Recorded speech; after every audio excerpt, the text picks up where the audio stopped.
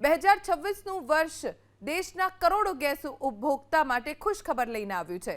Petroleum અને પ્રાકૃતિક gas નિયામક બોર્ડ ટેરિફમાં ઘટાડો જાહેર કર્યો છે, જેના પગલે 1 જાન્યુઆરી 2026થી સીએનજી અને ઘરેલું પાઇપ નેચરલ ગેસના ભાવમાં પ્રતિ યુનિટ ₹2 થી ₹3 સુધીનો ઘટાડો થશે।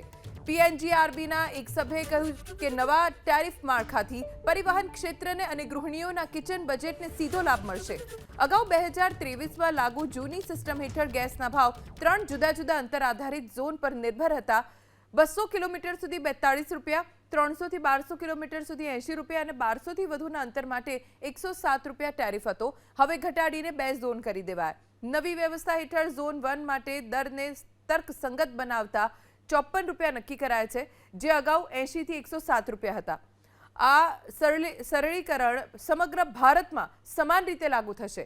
આ નિર્ણયની અસર દેશના 312 ભૌગોલિક ક્ષેત્રોમાં કાર્યરત 40 સિટી ગેસ ડિસ્ટ્રીબ્યુશન કંપની પર થશે।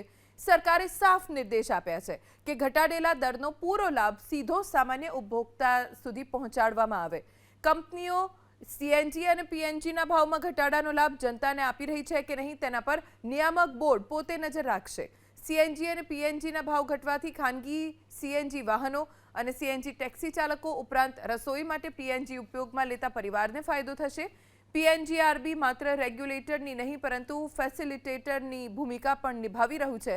સીએનજી અને પીએનજી માટે સસ્તું અને રેશનલાઇઝ્ડ ગેસ આપવાની સરકારની પહેલથી દેશભરમાં પ્રાકૃતિક ગેસના ઉપયોગમાં ઝડપી વૃદ્ધિની ધારણા છે।